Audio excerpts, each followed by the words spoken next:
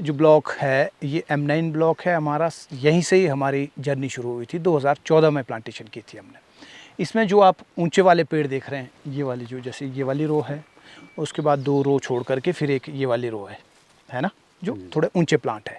ये 2-2 रो छोड़ करके है। ये हमने पॉलिनाइज़र के लिए लगाया था उस वक्त, गाला, रेडलम गाला। और जो 2 लाइन है, मतलब कि एक लाइन छोड़ करके 2 ऑन वैरायटी, एक ऑफ वैरायटी, 2 ऑन वैरायटी, एक ऑफ वैरायटी। ये इसलिए था कि ये 2 जो वैरायटीज़ हैं इनको क्रॉस पॉलिनेशन करने के लिए जो ये वाली रो है ये इसको करेगी और साथ वाले को करेगी, और जो उधर वाली है वो इसको करेगी और उधर वाली को करेगी। तो इसलिए हमने जो है 2 ऑन वैरायटी की रो डाल दी, यानी रेड डिलीशियस की, और एक गाला की रो हमने इसमें डाल दी ऐसे। और उस वक्त हमने जो है, जो गाला आप देख रहे हैं ये हमने खुद लगाया था, रूट स्टॉक लगाया और सेम ईयर ग्राफ्टिंग हमने इसके ऊपर की थी, जो गाला है।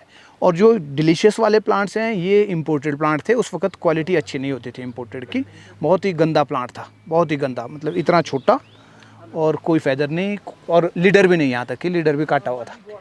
तो इसलिए इनकी जो क्वालिटी है वो उतनी अच्छी। अब तो खैर काट करके हमने और ही छोटा कर दिया। तो ऐसे जो है हमने यहाँ पर 193 प्लांट हमने यहाँ लगाए थे, जिसमें से 60 गाला के थे और 133 प्लांट जो है वो रेड डिलीशियस यानी स्कारलेट स्पर 2 के थे। लगभग 25,000 से ज़्यादा लोगों ने इस ऑर्चर्ड को, इस ब्लॉक को विज़िट किया है। लेकिन कोविड के बाद से ऑर्चर्ड विज़िट हमने बंद करी हुई थी। कोविड के बाद हमने ऑर्चर्ड विज़िट नहीं की थी।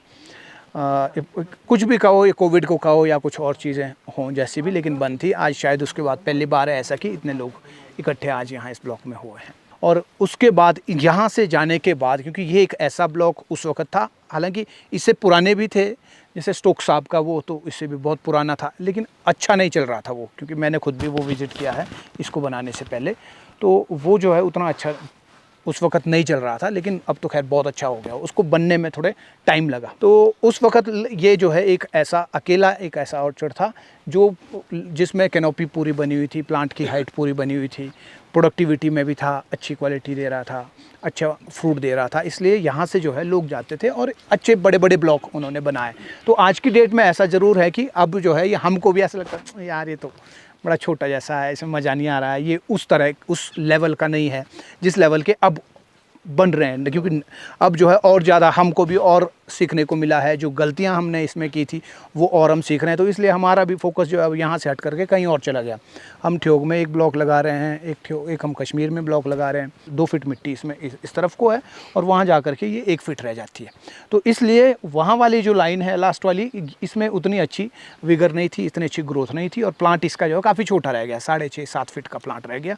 इधर वाले जो प्लांट थे ये काफ़ी अच्छे थे। तो इसको जो है हमने शुरुआत किया रेड जोना प्रिंस, इसमें हमने लास्ट ईयर ग्राफ्ट किया।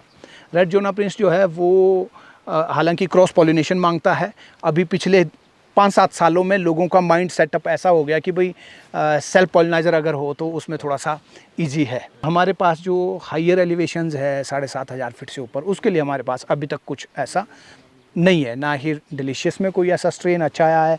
स्पर वैराइटीज़ अगर लगाते हुए, जैसे ए स्पर है, ऑर्गन स्पर है, अगर हम लगा भी देते हैं ऊपर तो फिर ग्रोथ में इशू आ जाता है। स्पर वैराइटीज़ में ग्रोथ नहीं, वहाँ वैसे ही ग्रोइंग पीरियड कम होता है, क्योंकि 4 महीने 3 महीने सारे मिलते हैं वहाँ, उसके बाद ठंड हो जाती है सितंबर के बाद में।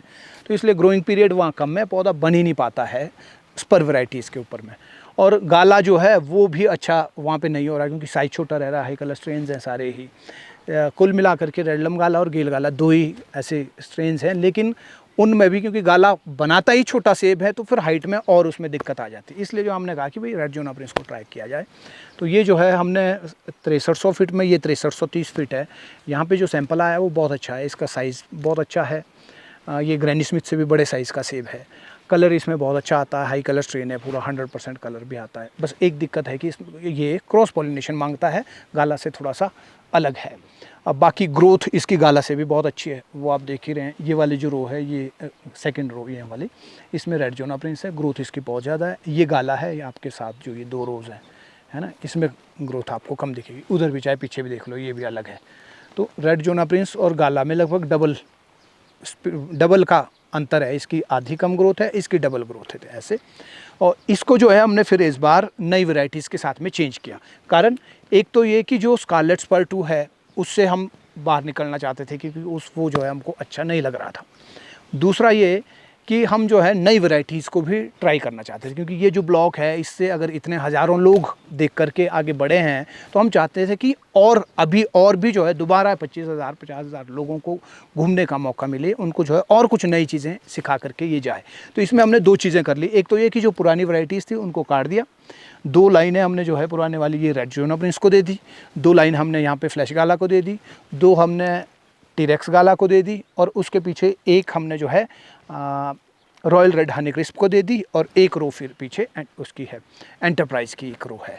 तो हनी क्रिस्प भी इसलिए क्योंकि हनी क्रिस्प की तरफ लोगों का ध्यान नहीं जा रहा है, जबकि ग्लोबली हनी क्रिस्प बहुत धमाल मचा रहा है। कॉस्मिक क्रिस्प एक नया स्ट्रेन आया है, वो भी इसी का ही एक और सुधरा हुआ रूप, या ये कहे कि वो मार्केटिंग पर्पस से वो एक बहुत ही प्लान्ड वे में कंपनीज़ ने उसको जो है बहुत प्लानिंग के साथ उसको निकाला है। हालांकि है वो भी हनी क्रिस्प ही, और इसको जो है अलग तरह से ब्रांडिंग उन्होंने कर दी कि भाई इसमें जो सेकंड ग्रेड सेब होगा उसको बाहर करेंगे, जो मतलब इसमें जो है बिल्कुल फिक्स रख दिया कि इसमें ये साइज़ का सेब जाएगा, इतने % कलर वाला सेब जाएगा, उसी के ऊपर कॉस्मिक क्रिस्प लिखा जाएगा। जो कलर में कम होगा, 60% कलर है, 70% कलर है, 80% कलर है, वो कॉस्मिक क्रिस्प नहीं होगा, उसको जो है किसी दूसरे ब्रांड के नाम से बेचा जाएगा। तो अभी जो है ग्लोबली मतलब बहुत ही अलग लेवल का काम हो रहा है। हम सब भी जैसे देखते ही हैं, बाकी और चीज़ों में तो हमको दिखता है, चाहे टैक्सी, ट्रैवलिंग है ना, मोबाइल फ़ोन है, टीवी है, इलेक्ट्रॉनिक्स हैं, कपड़े हैं, कुछ भी है, सब जगह नेक्स्ट लेवल का काम हो रहा है। लेकिन बागवानी जो है, बागवानी में भी अब नेक्स्ट लेवल का काम हो रहा है दुनिया भर में। हम क्योंकि बाहर जाने का हमको मौका नहीं मिलता है, और इंटरनेट फ्रेंडली उतने ज़्यादा नहीं है हमारे लोग कि भाई उसको खंगालना आता हो। हालांकि ऐसे हैं, लेकिन मैक्सिमम हमारे लोग जो हैं वो नहीं है, टेक्नोलॉजी फ्रेंडली नहीं है। तो इस वजह से जो है यहाँ वो चीज़ें पता नहीं चल पाती हैं।